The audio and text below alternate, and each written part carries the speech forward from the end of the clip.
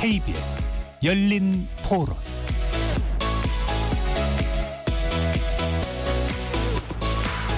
안녕하십니까? KBS 열린 토론 배종찬입니다.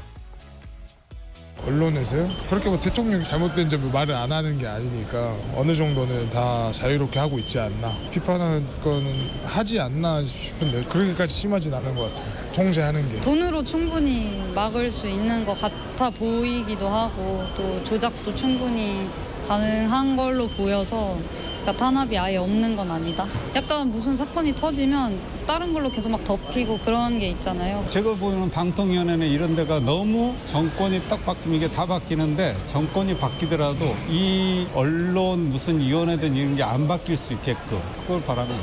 그게 안 되면 직선으로 해가지고 국민들이 직접 뽑을 수 있게끔, 공영방송이든 무슨 방송사 같으면 어찌됐든 보는 시청자는 국민이잖아요. 그래서 YTN이나 MBC나 무슨 방송위원회에서도 계속 그쪽만 고발하는 게 뭐겠어요. 의도가 좀 불분명한 그런 가짜 뉴스들을 언론이 좀 먼저 확인해야 되는 그런 절차를 좀 법제화시켜야 되지 않을까, 좀 책임의식을 가지고 언론이 목소리를 내야 되는 부분이 아닌가. 이번 22대 국회의원회는 언론인 출신 초선 의원분들이 많이 포함되어 있다고 들었는데, 현직에 있을 때 좀 느끼셨던 점들을 법안으로 발의하셔서 언론이 좀 더 공정하고 자유로운 그러한 기사들로 전달을 했으면 하는 바람이 있습니다.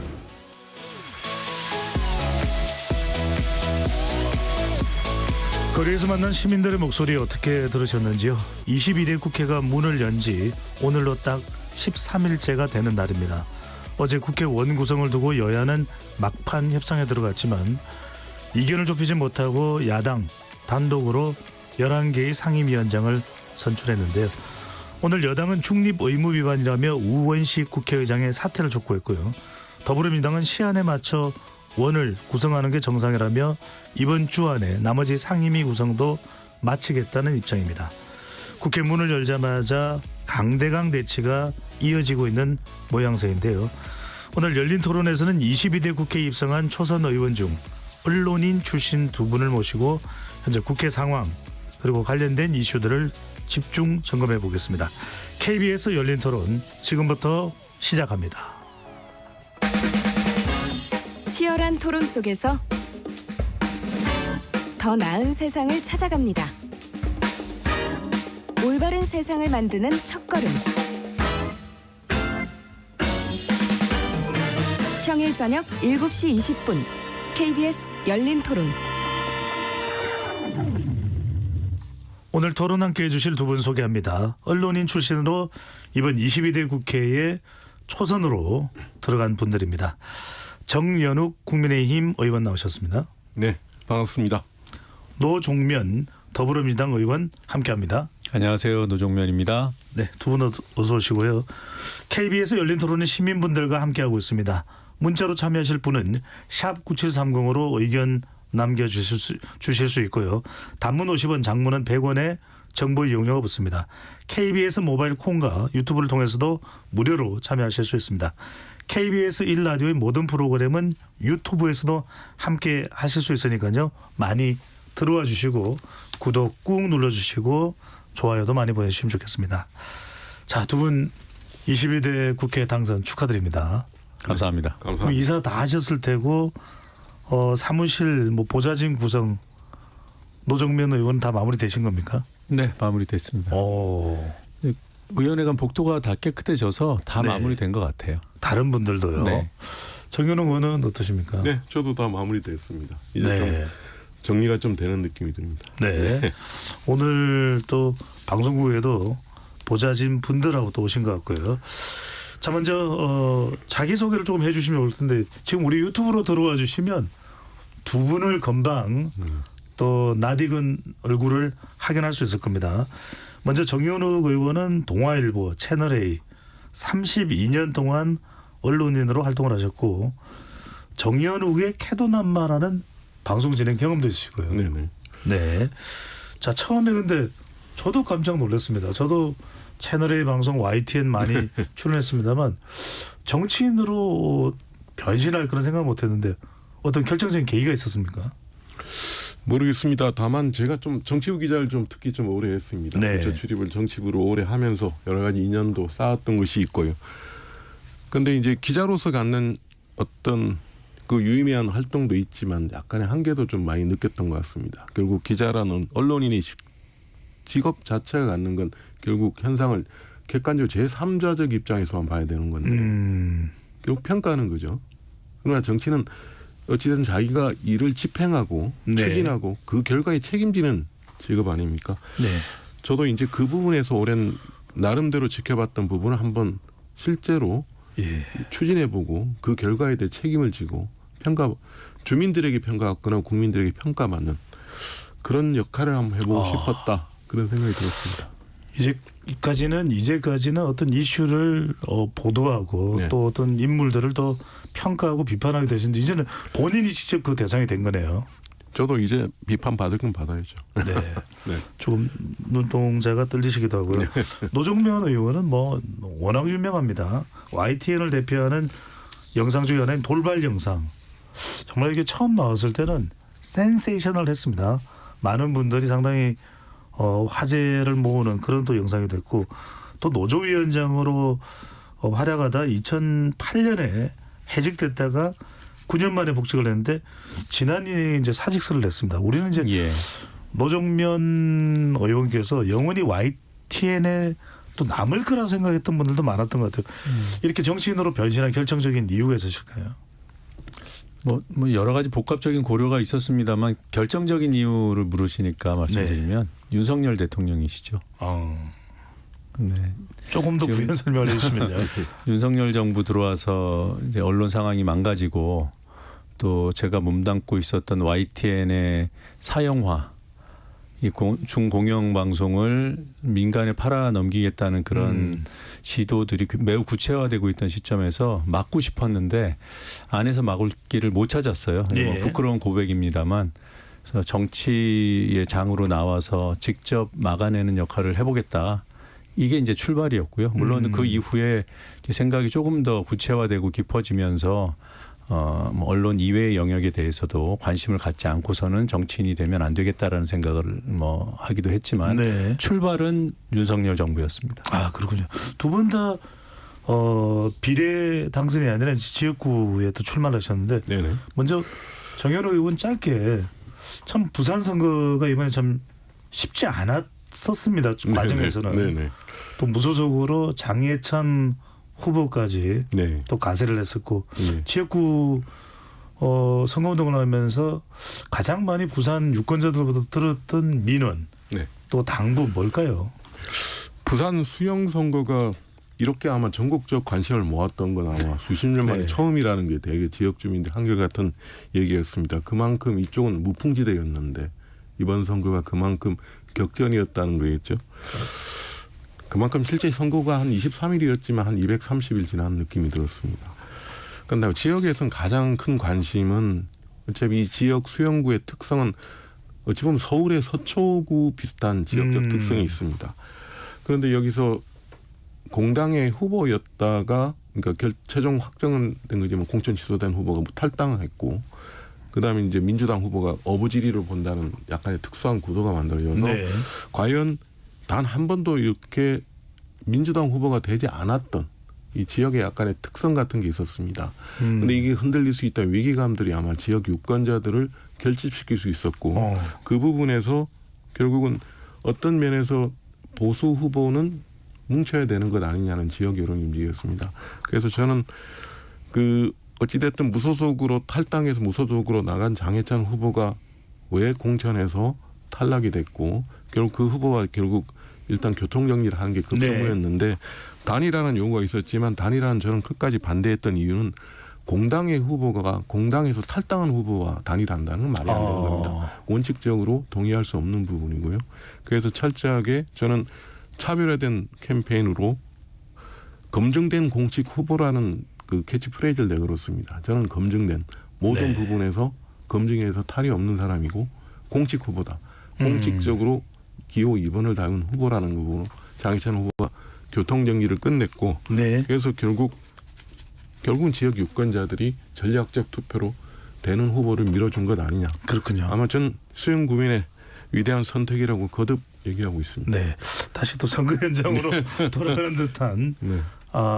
또 상기된 또 표정으로 말씀 주셨는데 노정면 의원께는 지역구에 나갔을 때 많은 분들이 알아볼 수밖에 없었을 텐데 알아봤을 텐데 그게 선거에 결정적으로 도움이 됐는지 아니면 좀 부담이 되기도 하셨는지요? 오해인 것 같아요.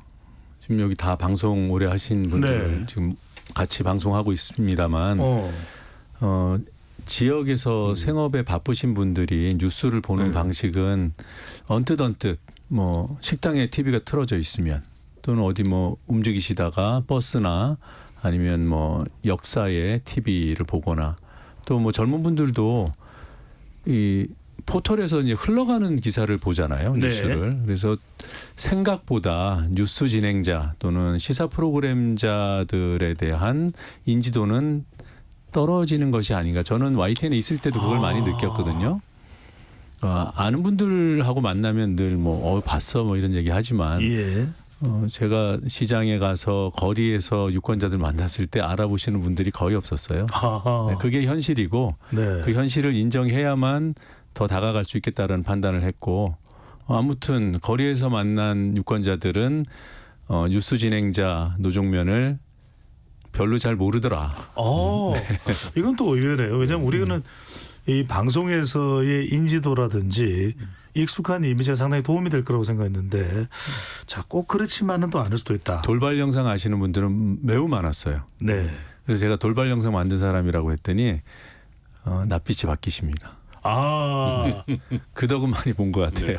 아예 그냥 옷에 돌발 영상 또 찍어서 다녀야 되지 않았을까 이런 생각이 그런 듭니다. 생각도 했는데 네네. 네.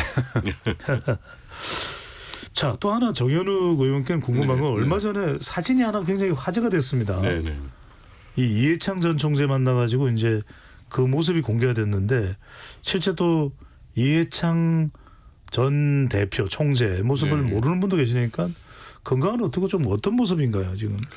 저는 이제 초선으로 처음 이렇게 국회에 입성하는 순간부터 제가 최소한도 같이 취재를 했고 경험을 했고 여러 가지 그 좀 인생 얘기도 했던 네. 원로들을 만나서 인사를 드린 게 예의라고 생각했습니다. 그래서 앞으로도 좀 몇 분들을 더 만날 생각인데 먼저 제 선거 기간 중에 이해창 총재님께서 좀 많은 그 걱정과 관심을 보여주셨기 때문에 먼저 찾아가 뵙고 다만 좀 허리가 좀 안 좋으시지만 연세는 거의 90에 달하시기 때문에 그 상당히 건강하신 거죠.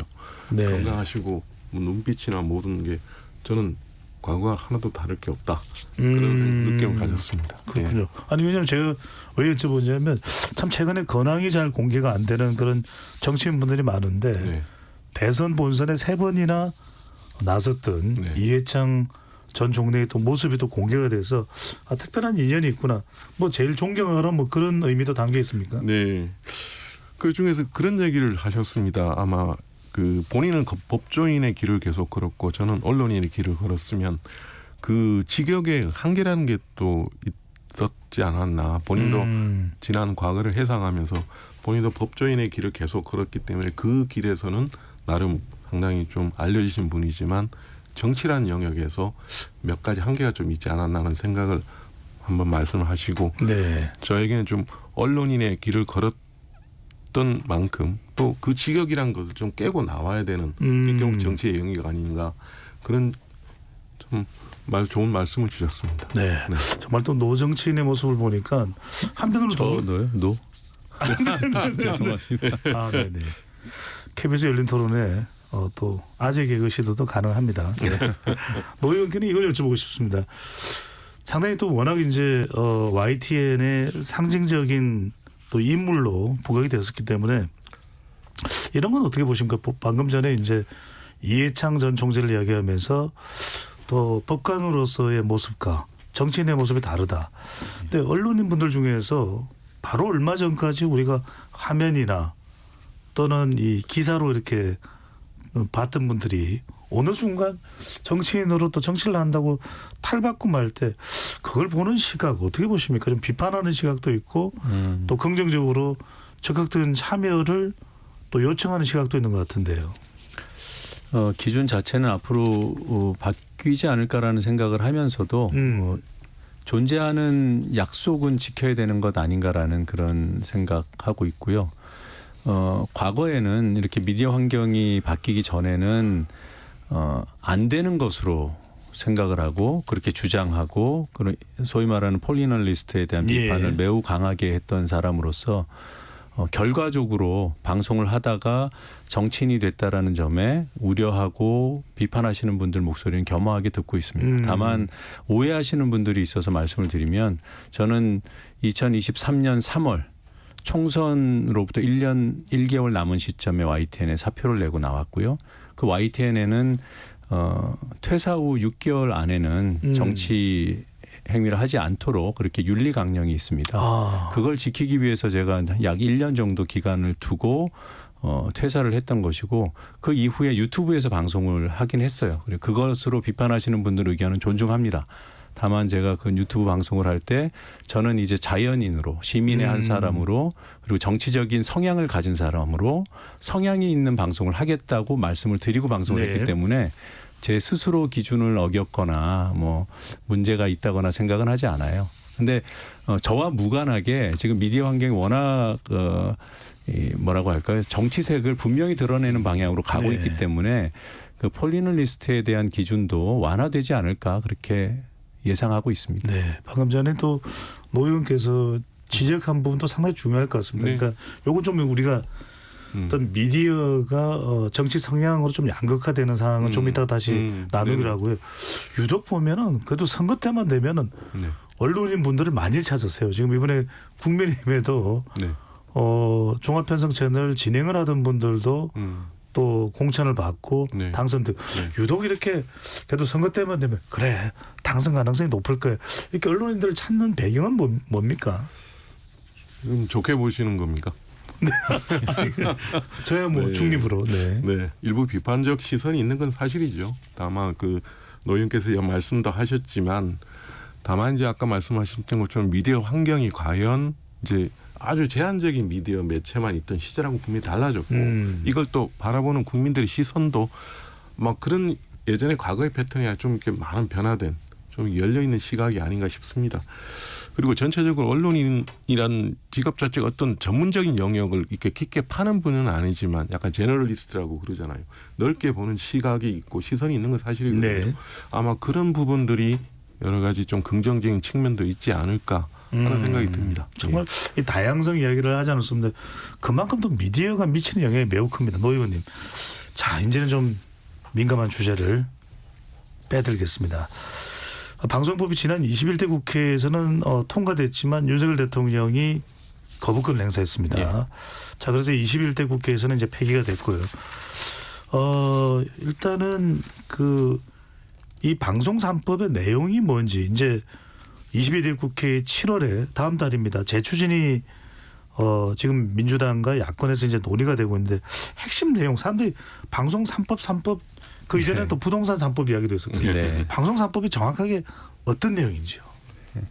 그 3자에 주목하지 마시고 방송법을 바꾸자는 건데 공영방송의 사장을 뽑는 방식을 바꾸자. 저는 방송 3법을 KBS의 사장, MBC의 사장을 국민이 뽑는 법이라고 규정합니다. 그러니까 지금은 이사회 제도가 있긴 있어요. 뭐 이사회 제도가 있는 이유는 공영방송은 국가가 직접 경영하는 국영방송이 아니기 때문에 공공성이 있는 시민의 자산이잖아요. 그래서 이사를 통해서 그러니까 시민을 대표할 수 있는 이사를 통해서 경영한다.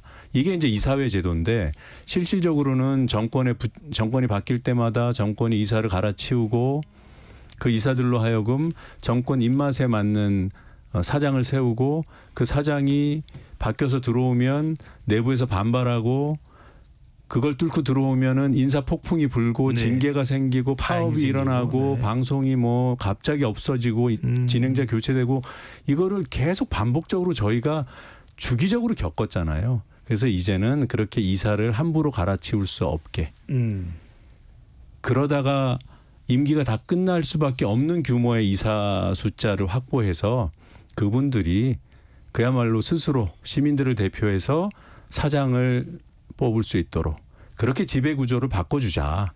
이게 방송상법의 핵심이죠. 네, 핵심을 먼저 얘기해 주셨습니다. 방송산법에서 방송사의 대표를 선정하는 방식이 네. 기존과는 달리 많은 다양한 배경을 가진 이사들이 구성이 되고 그들이 일반 국민들을 대신해서 선택하는 방식으로 가자. 네. 이 말씀이신 거죠. 네. 자, 그런데 또 하나 궁금한 것은 새로 만들어지는 이번 재추진하는 방송법에는 이 시행 시점이 네. 21대 국회에 폐기됐던 법안에는 공포 후 6개월 이후인데 이번엔 공포한 날 바로 시행, 네. 즉시 시행으로 바뀐 이유는 뭡니까? 사실 새로운 제도가 나올 때는 그 이제 우리 사회 전체가 그 제도에 대해서 수기하는 기간도 필요하고 준비하는 네. 기간이 필요하잖아요. 그래서 경과 규정이 보통은 들어가죠. 그런데 이 방송 3법은 이미 오랜 공론화 과정을 거쳤고 물론 반대한 사람들도 있겠지만 그래서 이미 많이 알려져 있어요. 그리고 국회에서 의결했던 법이고 또 추진하는 마당에 또 경과 규정을 둔다면 필요한 제도가 너무 늦게 시행되는 것이 아닌가 이런 판단으로 이번에는 경과 규정을 두지 않아도 되겠다라는 그런 입장을 가지고 새로 추진하는 거죠. 네. 정의원 의원께는 이 말씀을 여쭤보고 싶습니다. 이 관련된 부분을 기자 시절에 취재도 해 보셨을 수도 있는데 야당이 주장하는 이사진 추천권에 대해서 학계, 시민사회 또 현업단체 이렇게 확대되는 것이 오히려 정치적으로 편향되는 거 아니냐. 그리고 이것뿐만 아니라 계속해서 문재인 정부 때 이 방송 환경에 대해서도 편향 이야기를 국민의힘은 계속 제기를 해왔습니다. 네네. 어떻게 보시는지요? 저도 그래서 그게 왜 공정이란 표현 그리고 정치적 중립이라는 방송의 본연의 역할에 대해서 누가 이의를 제기하겠습니까? 다만 이게 지금 윤석열 정부에서 이루어진 일이냐, 과연 문재인 정부에서는 과연 이런 게 없었느냐, 저는 더 많았다고 보는 입장이고요. 그리고 공정하게 그 현업단체와 이게 그 관련된 학계 이렇게 지금 배치하는 게 이사 추천권이 많아진 거 아닙니까? 실제적으로 그게 안정적으로 유지되면서 그러니까 지배 구조를 바꾸자는 얘기인데 안정적으로 가자는 취지인데 과연 이 현업단체와 이 학계가 과연 민노총 주도의 언론 노조 중심의 편향성을 띠고 있다는 건 지금 공지의 사실로 저는 보고 있습니다. 과연 공정성이라고 포장은 돼 있지만 과연 이게 공정하다고 믿을 수 있느냐. 국민적 반감도 분명히 요 대목이 있는 거거든요. 과연 이 지배 구조를 만들자는 건 결국은 안정적으로 이 체제를 바꿔버리겠다는 것이고 이게 결국은 현재 야당과의 편향돼 있다. 기울어진 운동장이 아니냐는 게 저희가 보는 시각이고 지금 일반적으로 그리 보는 시각이 분명히 있습니다. 네. 예. 노인께서는요? 이게 이제 그 두루뭉술 이렇게 말씀하시면 오해의 소지가 있어서 예. 하나하나 좀 구체적으로 말씀을 좀 드려야 될 것 같아요. 국회에서 5명 추천하자는 아닙니다. 국회는 의석수대로 추천하도록 돼 있어요. 그게 5명이고요.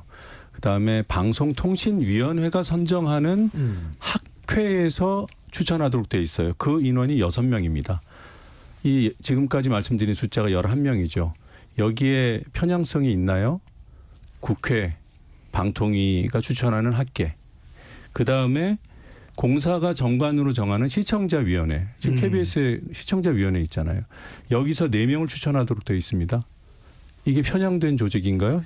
KBS의 시청자위원회가 편향된 조직인가요? 남는 것이 현업단체들입니다. 네. 방송을 만들기 위해서 반드시 필요한 방송 기자가 있고 카메라 기자가 있고 엔지니어가 있죠. 이걸 대표하는 직능 단체가 대한민국에 존재합니다.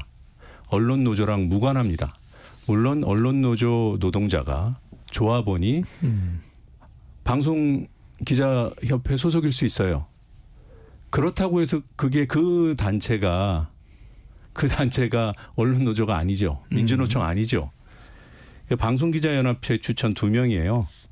방송 기자들을 대표하는 단체에서 2명을 추천하는 겁니다. 이 방송기자연합회는 종편도 들어와 있고요. 방송 3사도 들어가 있고요. 네. YTN 연합 TV 뉴스도 들어가 있어요. 그런 단체가 무슨 무슨 특정 노조 단체 편향적이다라고 규정하는 것 자체가 굉장히 위험한 시각이죠.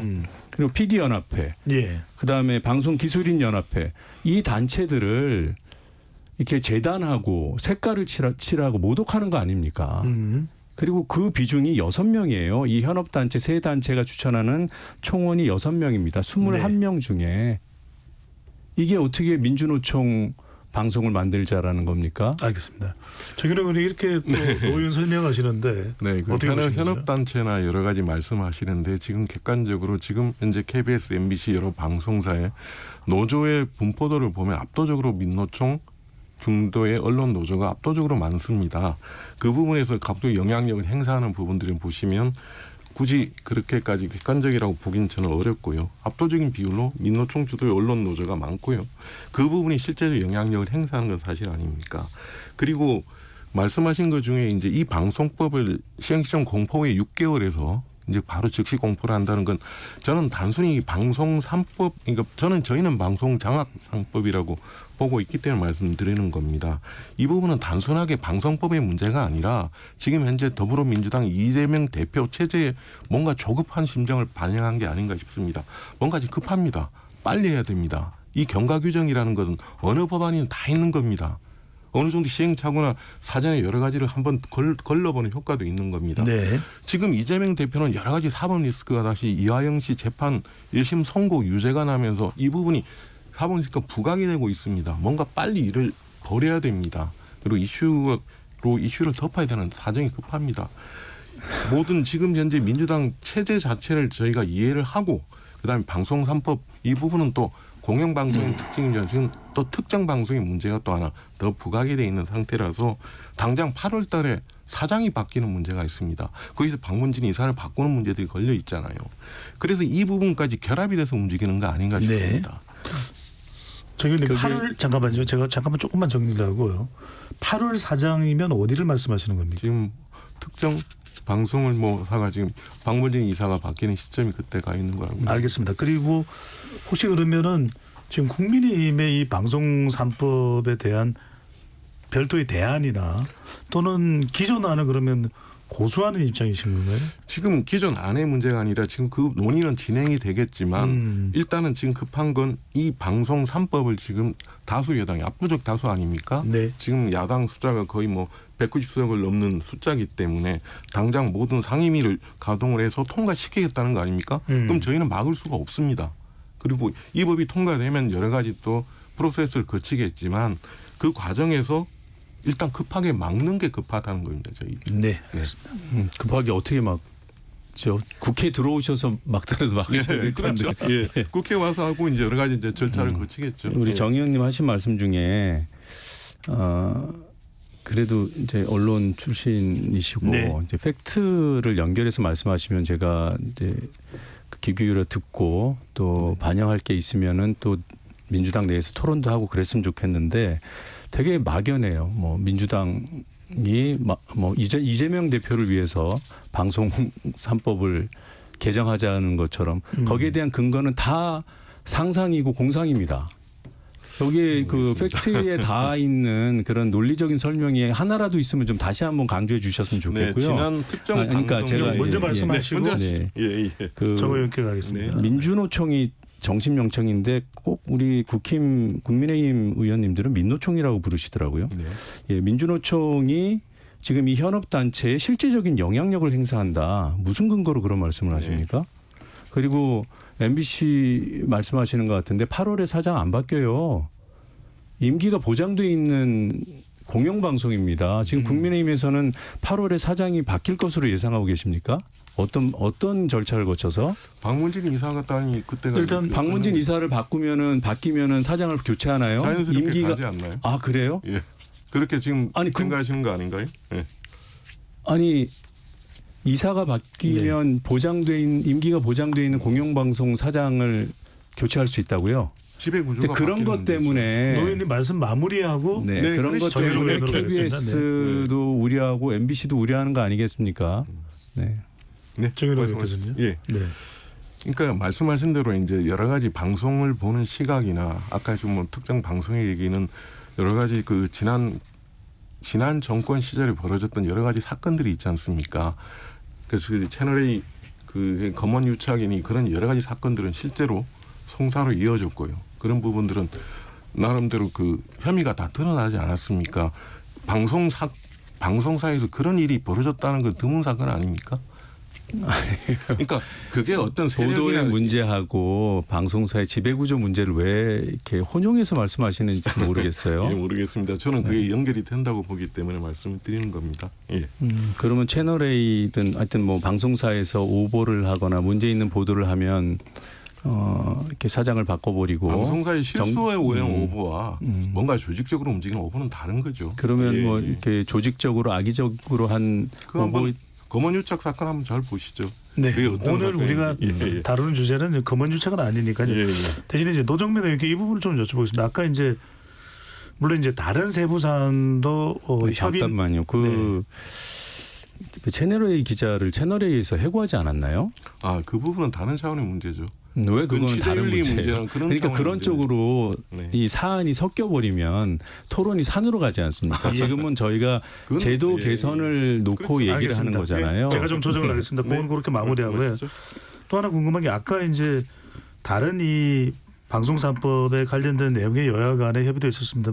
아까 경과 규정에 대해서 콕 집어서 얘기를 해주는데 그 부분은 절충이 될 수 있는 부분이 다른 일단 이게 전반적인 절충을 떠나서 또 하나는 많은 분들이 궁금해하는 게 이런 중요한 방송산법이 문재인 정부 때 충분히 개정이 가능하지 않았냐 이 부분은 어떻게 해석을 해야 될까요? 그건 뭐 저도 그 현업에 있을 때 비판했던 내용이고 지금 민주당 내부에서도 그런 부분에 대한 반성이 존재하고 있고 네.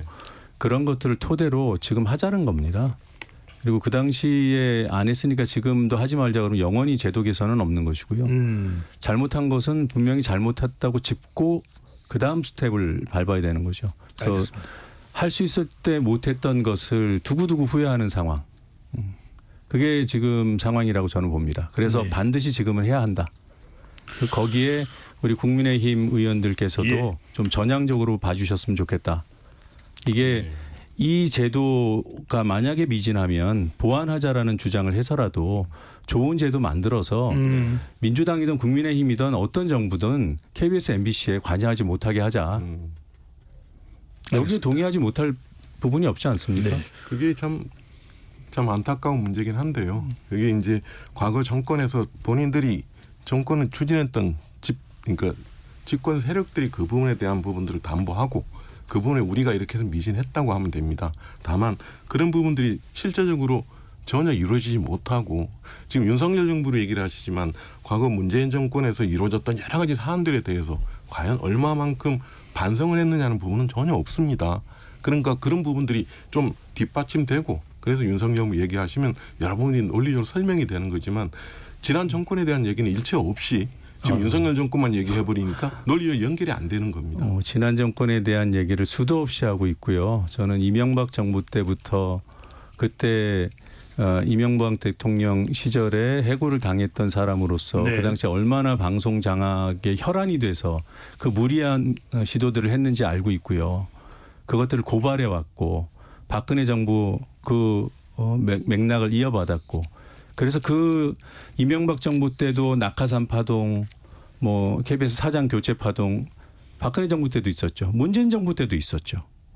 그리고 윤석열 정부에서도 또 벌어지고 있는 겁니다. 그러니 이제 고리를 끊자고 하는데 왜 우리 국민의힘 의원들께서는 늘 문재인 정부 얘기만 합니까? 앞으로 좀 나가자고요. 자, 요 이야기는 여기까지 하고요. 하나 굉장히 중요한 게 있습니다. 왜냐하면 이제 네. 조국혁신당 이야기인데 조국혁신당이 주도적으로 김홍일 방송통신위원장에 대한 탄핵을 거론하고 있습니다. 정 의원께서는 어떻게 보시는지? 그 아까 저 같은 맥락에서 볼 겁니다. 저희는 이제 방송 장악 3법이라고 지금 명칭을 부르고 있기 때문에 이 부분에 대한 것들이 실제 입법 과정에 시간이 걸릴 수밖에 없습니다. 법안은 이제 뭐 여러 가지 뭐 해당 상임위를 거치고 법사위를 넘어가고 아무리 속도전을 벌여서 가더라도 시간이 걸릴 수밖에 없습니다. 제가 알기에는 8월이란 시간이 있습니다. 네. 8월이란 시한이 정해져 있기 때문에 그 부분에 맞추려면 일단 방문진이 이사 문제를 핸들링하기 위해서는 방통위원장의 직무를 정지시키는 문제가 급선무입니다. 그러기 위해선 지금 법안을 통과시키면 이게 8월 넘길 수가 있는 겁니다. 그 대통령이 거부권을 행사할 수도 있는 거고요. 그럼 그것도 법안 문제 가지고 해결이 안 되기 때문에 네. 탄핵이라는 건 즉각적으로 지금 현재 민주당 의석으로 충분히 가능하지 않습니까? 직무정지가 되면 바로 직무정지가 되는 겁니다. 그러면 방통위 활동 자체가 멈추는 거죠. 네. 저는 그게 더 급선무로 보고 움직이는 거 아닌가 싶습니다. 노 의원님, 김홍일 방통위원장 탄핵 주장은 어떻게 보십니까? 탄핵 얘기하기 전에 김홍일 위원장은 위법한 그 의결 2인 체제 방통위 그 운영에 최고 책임자이기 때문에 사퇴하셔야 됩니다. 2명이서 5명으로 구성되는 합의제 기구에서 2명이 그것도 대통령이 임명하는 위원장, 부위원장 2분이서 공영방송 YTN을 민간에 매각하는 결정을 했잖아요. 그게 법 취지에 맞습니까? 그게 독임제 기구입니까? 방통위가? 그걸 주도하신 분이면 사퇴하셔야죠. 탄핵 얘기 나올 것도 없습니다. 위법한 그런 행정행위를 주도하신 분이고 그리고 그건 여러 관련된 소송에서 네. 재판부가 위법 소지가 있다고 했는데도 그렇게 하는 거잖아요. 그건 행정기구의 장으로서 그건 제가 볼 때는 앞서서 법을 무시하는 행위였고 거기에 대한 네. 책임을 지셔야 된다고 봅니다. 노 의원께서는 사퇴 이야기를 이인의 하시는데. 방통위원 제도상의 문제는 이게 제도상의 문제죠. 그리고 그 부분은 법적으로 이렇게 따질 문제는 아니지 않습니까? 법적으로 위헌의 아니죠. 지금 사안은 법적으로 아니죠. 지금 따지고 있습니다. 따지고 있는 것이 확정된 건 아니지 않습니까? 그러니까 미리 재단할 필요는 없는 거죠. 그리고 박문진 이사 임명 집행정리나 YTN 최다액 출자자 변경 승인 집행정지 이런 부분 법원에서 이런 회의 소집 절차나 심의 의결 그다음에 제자금원 대해 적법하다고 이미 판결이 난 사안 아닙니까?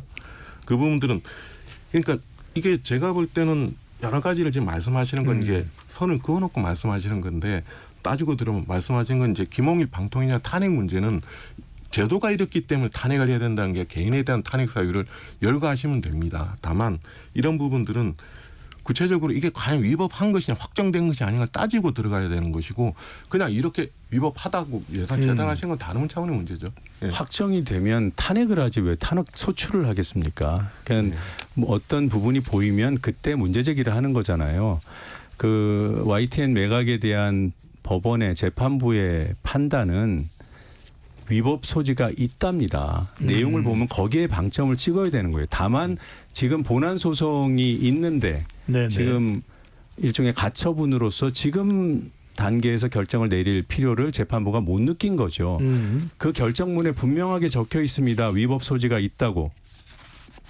근데 그거를 정치에서 최소한 정치에서는 존중해 줘야 되는 거 아닙니까? 법을 만드는 입법부에서 우리가 만든 법률이 위배됐을 소지가 있으면 긴장하고 봐야죠. 근데 위법 소지가 있다고 했지 뭐 위법하다고는 안 했다. 이렇게 넘어갈 수 있는 건 아니라고 봐요. 네. 그리고 다 떠나서 법 네, 이전에 네. 법 해석으로 편법을 쓰고 가진 탈법을 그러니까 편법을 해서 소위 말하는 법꾸라지, 법기술자 이런 표현들이 횡행하는 사회에 살면서 네. 있는 법을 본인들 유리한 대로 해석해서 5명 합의제 기구가 2명이서도 의결을 할 수 있다라고 해석하는 그 순간에 네. 일반 상식은 어디로 갑니까? 얼마나 좌절하겠습니까? 네. 이게 누구를 설득시킬 수 있겠어요? 다른 의결을 한 것도 아니고 방송사 하나를 주인을 바꿔버린 겁니다. 네. 아마 지난 정권에서 한 종편사의 그 채점 기준이 한번 바뀐 적이 있었죠. 그때 지난 정권의 방통위원장이 이번 형사 그거랑 대상까지도 비교가 되나요? 받았죠. 그게 방송 문제에 대해서 방통위원장의 처신에 대한 문제를 얘기하는 거고요. 제도상의 문제가 과연 김홍일 위원장이 2인 체제가 있기 때문에 모든 책임을 져야 된다. 그런 식으로 나가는 건 조금 약간 비약이라는 거고요. 제도상의 문제를 모든 김홍일 위원장의 책임으로 모는 건 다른 차원의 문제죠. 그다음에 여러 가지 문제를 얘기하는데 아까 누차 제가 말씀드리지만 왜 이 갑자기 방송법 얘기하다가 또 김홍일 방통위원장의 탄핵까지 연결되는 탄핵이라는 건 제가 누차 얘기하지만 이게 시간을 속도전을 빨리 풀 수가 있다는 문제고요. 야당의 여러 가지 전략으로 저는 이해하고 있습니다. 그래서 탄핵이란 건 바로 국회에서 본회의 의결하면 바로 집행이 되는 거 아닙니까? 네. 그 순간 직무정지가 되는 거예요. 그래서 저는 이 부분의 정치적 의도가 너무 노골화돼 있다는 게 저희 개인적인 생각입니다. 알겠습니다. 혹시 더 말씀하실 게 있으면 제도는 잠깐만요. 네. 혹시 더 하실 말씀 있으면 2부에 이어갈 테니까요. 아, 그래요? 예. 청취자분들의 의견이기 때문에 네. 토론이 진행되는 동안 불꽃 튀는 토론입니다. 많은 분들이 의견을 보내주셨는데 확인해 보겠습니다. 정의진 문자캐스터.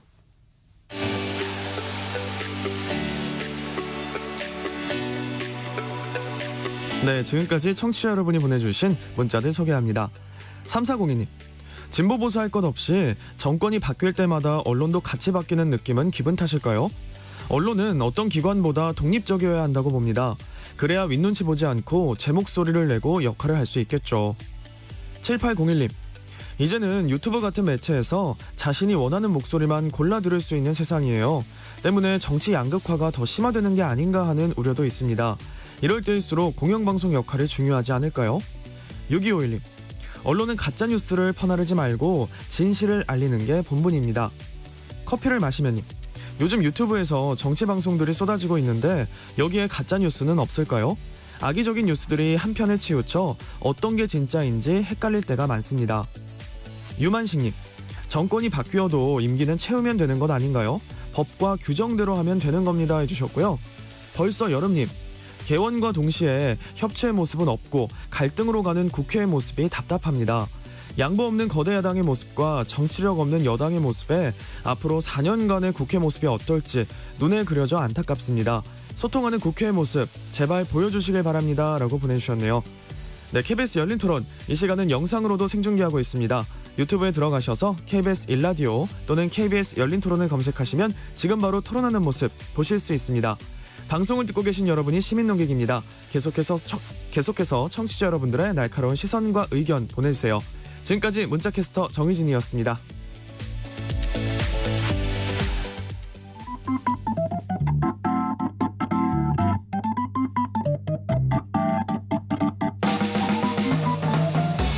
세상을 바꾸는 질문, 열린 토론이 시작합니다. KBS 열린 토론은 언제나 열려 있습니다. 단문 50원, 장문 100원의 유료 문자 샵 9730, 그리고 KBS 어플리케이션 콩으로 여러분의 의견을 남겨주세요. KBS 열린 토론 2부 이어가겠습니다. 스튜디오에 언론인 출신 초선 당선인 두 분을 모셨습니다. 정연욱 국민의힘 의원, 노종면 더불어민주당 의원 두 분과 함께하고 있습니다. 두 분이 상당히 좀 이렇게 부드럽게 가실 것으로 생각을 했는데 아주 뜨겁습니다. 자, 방송 3법과 이 김홍일 방송통신위원장 탄핵 관련해서 두 분이 조금 더 이야기를 나누고 싶다고 해서 조금 더 들어가 보겠습니다. 예. 노종면 의원님. 네. 제가 이제 5명 합의제 기구 방통위원회 그 구조를 말씀드렸는데 그 자꾸 강조드리는 이유가 2명으로 이렇게 중요한 의결을 해본 적이 없어요. 윤석열 정부 들어서 매우 특이한 상황인 겁니다. 이동관 전 위원장 이제 사퇴하고 김홍일 위원장이 들어와서 그분이 이제 방송 전문가도 아니고 들어오는 그 순간부터 또 논란이 많았죠. 뭐 대통령과의 어떤 친분 관계 때문에 뭔가 총대를 매려고 들어온 것이 아닌가라는 의심하던 그 차에 2명이서 YTN을 팔아치운 겁니다. 이런 표현이 좀 격한지 모르겠습니다만 팔아치웠어요. 대주주도 반대하던 그 지분을 일반 기업에게 팔아 넘겼습니다. 그 결정을 주도하고도 책임지지 않는 그런 법이고 제도라면 이거 누구를 설득시키고 이해시킬 수 있냐는 거죠. 그런 위법 소지가 있는 행위에 대해서 판단을 해보는 것이 이제 법적 절차 아니겠습니까? 그런 법적 절차 가운데 하나가 탄핵인 거예요. 탄핵을 마치 하면은 나라가 망할 것처럼 얘기하는데 판단을 구해서 판단이 수용이 되면 그 사람은 계속 직을 잃는 것이고 아니면 들어오는 거겠죠. 거기에 대한 정치적인 부담은 탄핵 소추를 하는 쪽에서 지겠죠. 네. 그런 것들을 감수하고라도 위법 여부를 가려야겠다는 판단이 들면 탄핵 소추를 하는 것이고 아니면 안 하는 것인데 그걸 지금 저희가 아직 탄핵을 공식적으로 얘기도 하지 않은 마당에 뭔가 지금 그럴 것이라고 예상하는 것 자체가 김홍일 체제의 방통위가 문제 있다고 인정하는 것이 아닌가라는 그런 생각도 듭니다. 지금. 네. 노 의원님께서 말씀하신 YTN을 팔아치웠다는 그냥 대주주 변경으로 이해를 하고요. 의원님 하나만 좀 짧게 확인을 하겠습니다. 네. 지금 그러면 조국혁신당에서 김홍일 방송통신위원장의 탄핵을 주도적으로 이제 거론하고 있는데 민주당도 같은 입장입니까? 지금 아직 민주당의 공식 입장은 없고요. 제 사견을 말씀을 드리면 네. 그 의회 그 전술상 저는 별로 유효한 방법이 아니라고 생각해요. 탄핵을 추진하는 그 순간에 김홍일 위원장이 어떤 이유로든 스스로 사퇴해버리면 그러면 이동관 위원장에서 김홍일 위원장으로 바뀌는데 청문회 다 해서 한 달이 안 걸렸어요. 그럼 지금 계속 MBC 그 일정 말씀하시는데 지금 사퇴하면 지금 김홍일 위원장이 사퇴하면 7월 늦어도 7월 중순이면 새 위원장이 임기 시작할 수 있습니다. 그러면 소위 말하는 이제 탄핵을 하려다가 네. 이게 뭐지 이런 상황이 올 거라는 거죠. 올 수 있다는 거죠. 그런 점에서 너무 걱정 안 하셔도 될 것 같아요. 아니 뭐 네. 저도 걱정 크게 안 합니다. 네. 다만 아까 말씀하신 건 제가 YTN 문제는 그렇게 팔아치운다는 표현이라고 해도 이미 상당히 민영화라는 이미 정리된 표현이 있는 것 같습니다.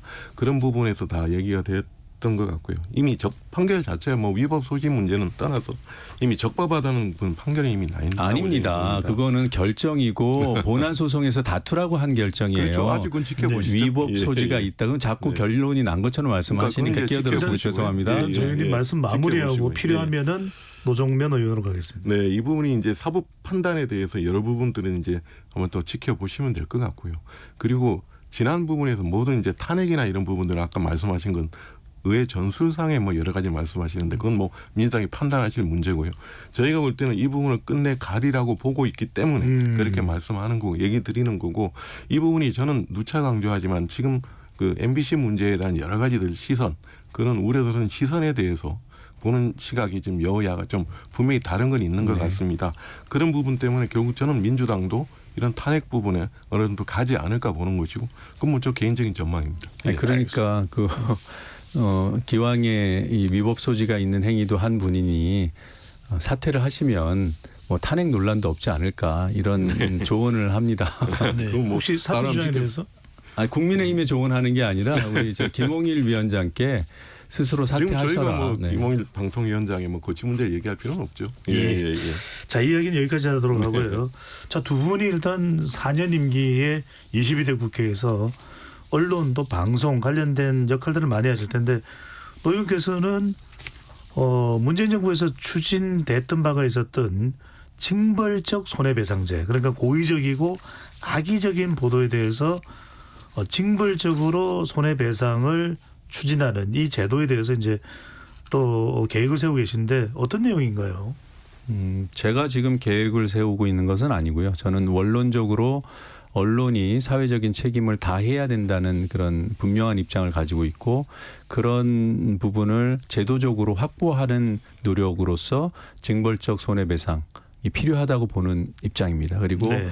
그래서 언젠가는 지금 이제 여러 가지 현안들 때문에 지금은 신경을 못 쓰고 있지만 언젠가는 언론 현장에 계신 분들의 의견 듣고 전문가들의 의견 들어서 정말 이 징벌적 손해배상 제도가 언론 탄압에 악용되지 않는 방법을 이렇게 보호막을 가진 채로 좋은 제도로 안착할 수 있는 방법이 없을까 찾아보려고 합니다. 저희 부분도 상당히 중요합니다. 네, 방금 그렇죠. 전에 네.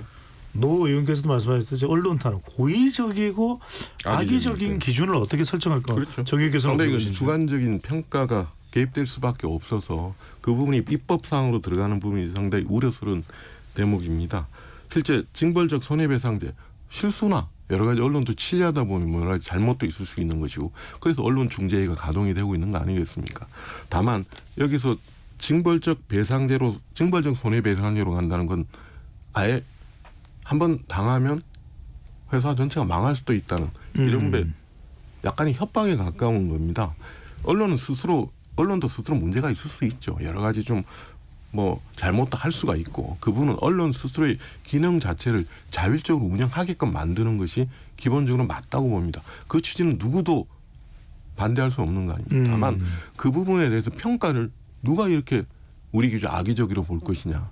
그러면 여기서 뭐 3배 이상 정청래 의원의 대표 발의했던 언론중재법 보면 인격권이 침해된 경우에 손해액의 3배까지 배상하라 그랬지 않습니까? 이건 지난 정권에서 이른바 모든 기자협회나 언론 현업단체가 모두 뭐 좌우 가리지 않고 반대했던 사안입니다. 그래서 좌초된 입법이었습니다. 이 부분을 어떻게 보완할지는 모르겠지만 앞으로 이렇게 비슷하게 언론 징벌적 손해배상에 대한 입법을 하신다는 건 뭔가 특정한 또 정치적 노림수가 있지 네. 않나 이렇게 생각할 수밖에 없는 것 같습니다. 네, 노유 교수님요.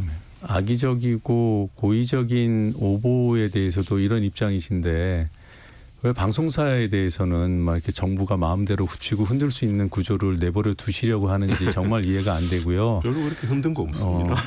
그렇죠. 예. 네. 이런 보도가 있었어요. 네. 오보로 판명이 납니다.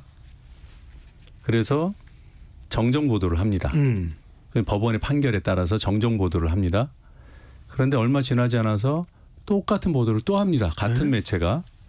그래서 정정 보도를 거의 똑같은 문구의 정정 보도를 합니다. 근데 얼마 지나지 않아서 또 해당 오보를 합니다. 어허. 이거는 고의적입니까 아닙니까? 이런 일이 없었을까요? 반복이 되네요. 네, 있었습니다. 천성산 터널 기억하시죠? 지울스님 기억하시죠? 그 KTX 그 선로 뚫는다고 천성산 터널 뚫을 때 환경단체들이 반대하고 지울스님이 그때 굉장히 오랫동안 단식하셨잖아요.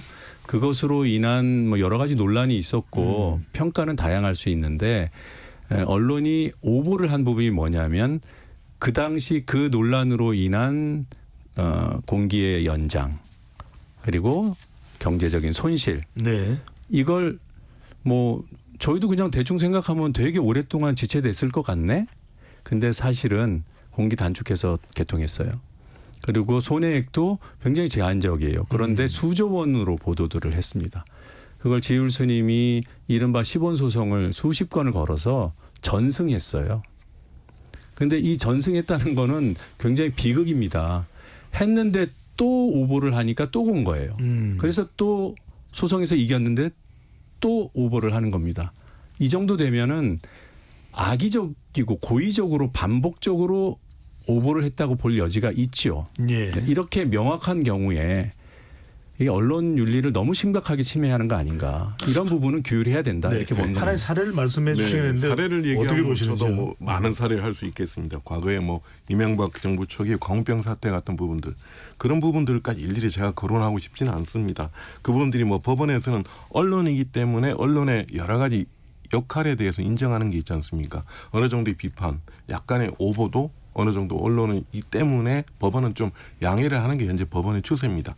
다만 그렇다고 해서 과연 전체적으로 이 보도 자체가 낳는 파장 그리고 보도 자체가 빚어낸 여러 가지 부작용들까지도 그건 감수해야 되는 거라고 볼 수는 없는 겁니다. 말씀하신 취지는 여러 가지 케이스 중에 하나겠지만 이 과정들이 전체적으로 우리가 보면 언론 스스로가 자율적인 운영할 수 있고 자율적으로 검증할 수 있고 자율적으로 걸러낼 수 있는 시스템으로 유도해 나가는 것이 언론을 위한 가장 바람직한 시스템이라는 건 누구도 좌우 누가 반대하겠습니까? 과연 그 취지에 부합하느냐? 그리고 말씀하신 거는 법원의 소송에 여러 가지 절차가 있지 않습니까? 그게 과연 언론중재법을 통해서 가능한 거냐는 다른 차원의 문제거든요. 그런데 그런 부분까지 언론중재법에 이 징벌적 손해배상제를 넣어서 갈 것이냐 아니면 별도의 소송으로 갈 수도 있는 문제거든요. 다 그렇게 가지 않습니까? 중재가 안 되면 또 소송으로 가잖아요. 별건에.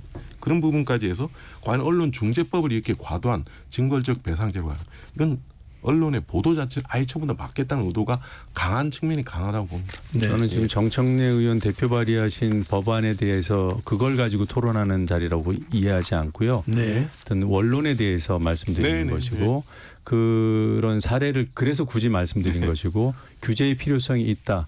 다른 사회 모든 분야에서 징벌적 손배가 이루어지고 있는 이 대한민국 시스템에서 언론만 예외이기에는 논거가 너무 부족하다. 네. 다만 네. 그런 합리적인 방안을 네. 찾자라는데 그렇죠. 이견이 없다. 네네. 그러니 들어오셔서 같이 논의합시다. 이게 강임이 제 들어가는 결론입니다. 문제는 지금 다른 차원이죠. 네. 임명을 강행하는 건 다른 차원의 문제죠.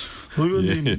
그 우리가 이제 이 고의적 악의적인 보도를 네. 이야기할 때는 조금 다른 성격이긴 하지만 유튜브에서도 상당히 정치적인 주장 네. 또 발언 등이 상당히 또 횡행합니다. 예. 좀 다른 법이 적용될 텐데 유튜브에서 발생하는 정치적 양극화 심화되는 부분 이건 어떻게 봐야 될까요? 그건 저는 뭐 기본적으로는 시장 자율에 맡겨야 된다고 봐요.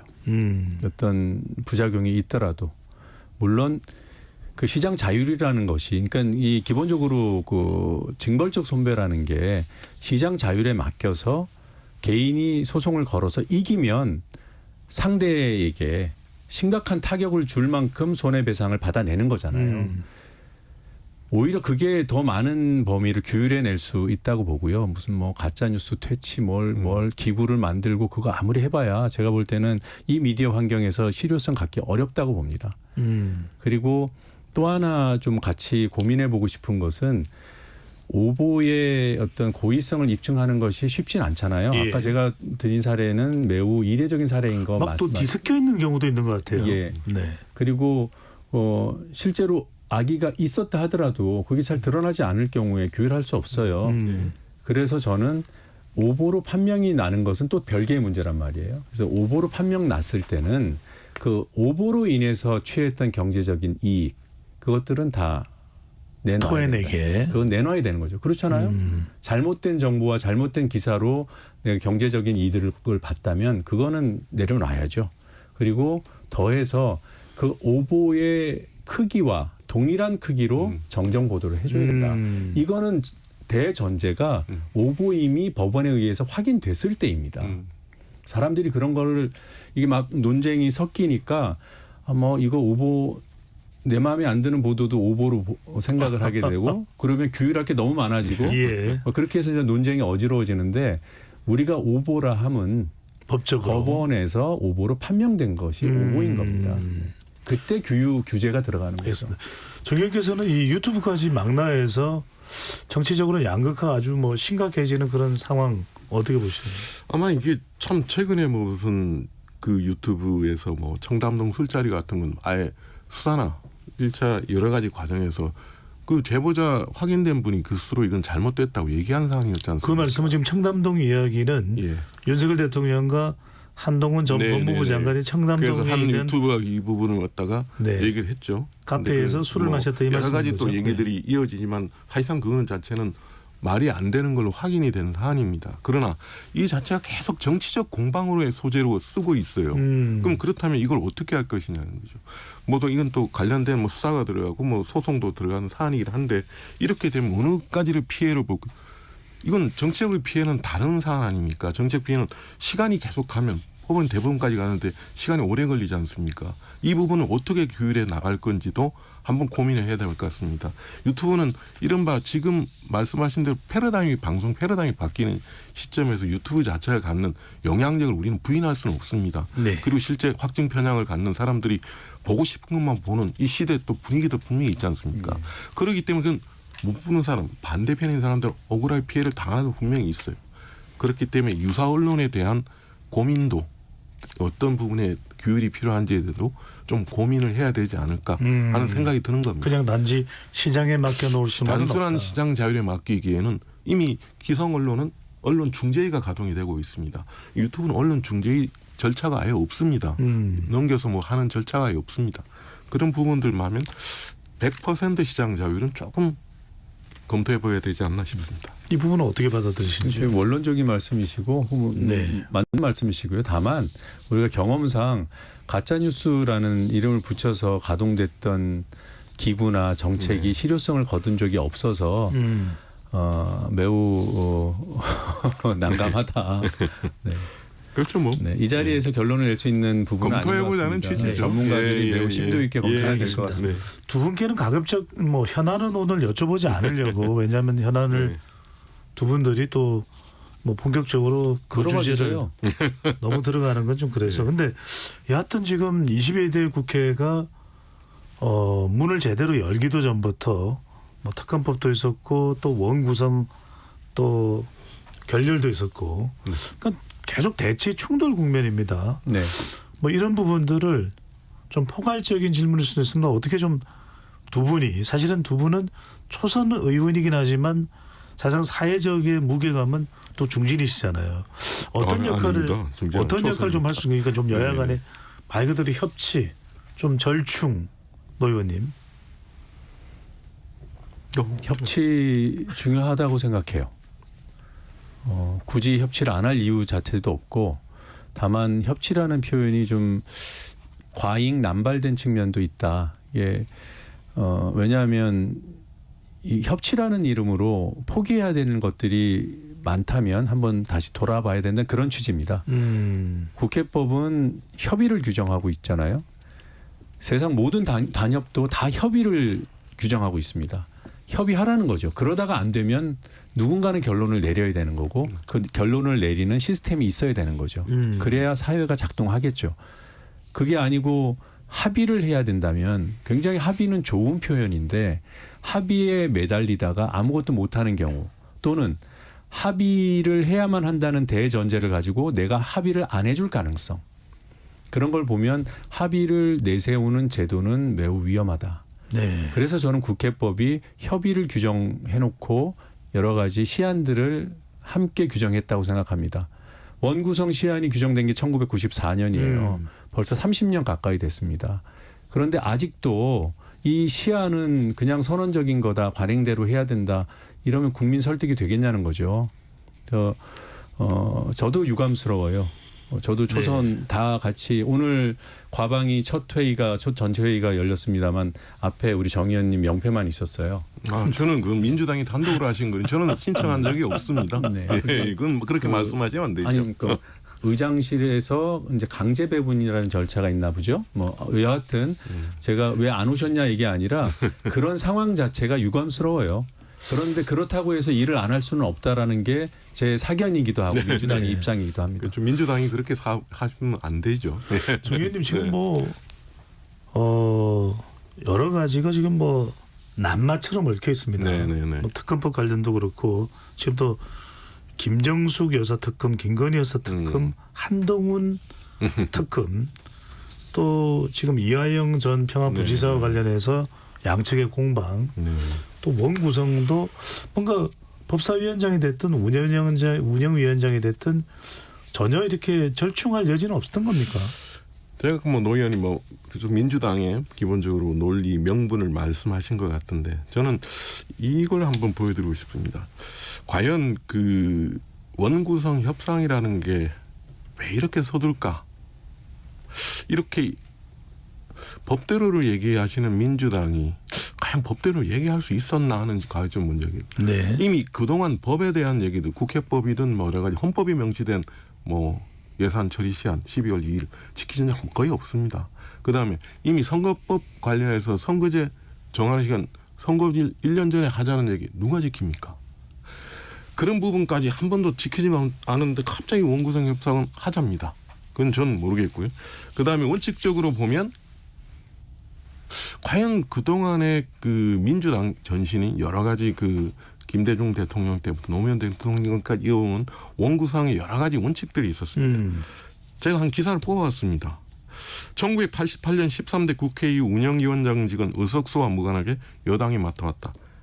이건 문재인 정부 출범 한 달여 만인 2017년 6월에 야당에서 여당이 된 민주당 재윤경 원내대변인 논평이었습니다. 물론 1년 뒤에 운영위원장이 대선이 급하게 치러다 보니 바뀌긴 했는데 이게 지금 현재적인 그동안의 민주당 인사들이 해왔던 얘기입니다. 그다음에 2008년 기본적으로 국회의원 선거 직후에 지금 민주당은 81석을 받았습니다. 네. 야당이었습니다. 지금 저희는 108석입니다. 더 많습니다. 그래도 법사 운영은 다 바꿨습니다.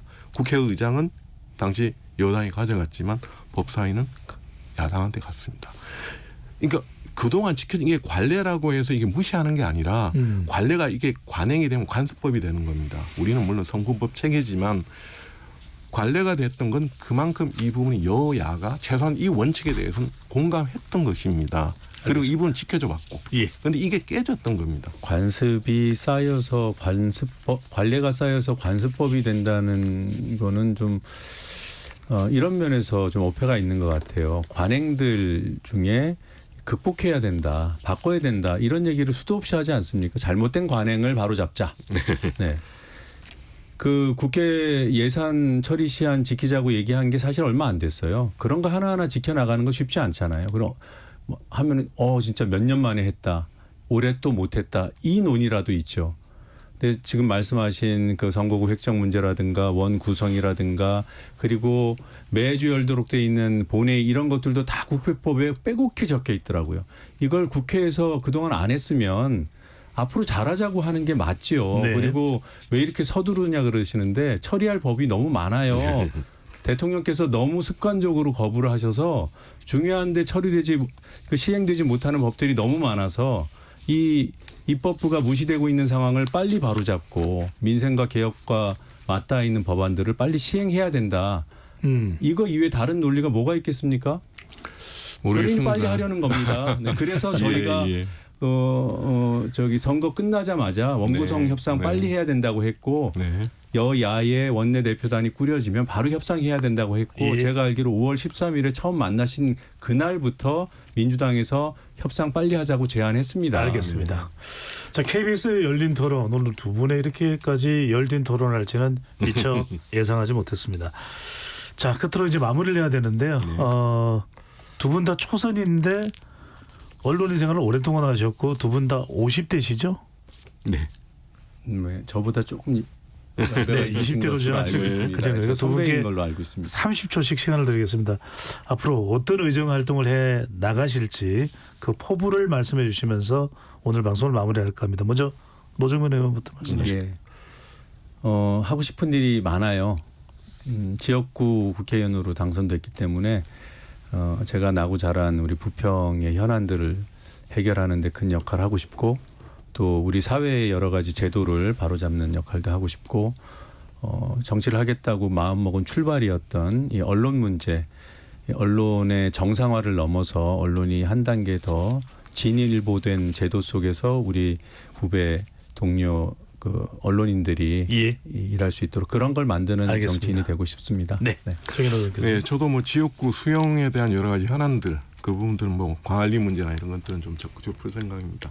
다만 중앙 정치 영역도 저로서는 포기할 수 없는 부분이고요. 다만 우리 사회가 보다 좀 정상화되고 좀 뭔가 삐뚤어진 건 좀 바로 잡아야 된다는 그런 것입니다. 그러나 지금 현재 민주당 스스로가 이재명 대표가 여의도 대통령이라고 사실상 통용이 돼 있는 겁니다. 여의도 대통령에 걸맞게 예. 좀 뭔가 정상적인 의정 활동이 이루어지도록 좀 제대로 된 협치 이런 모습 보여줬으면 좋겠습니다. 알겠습니다.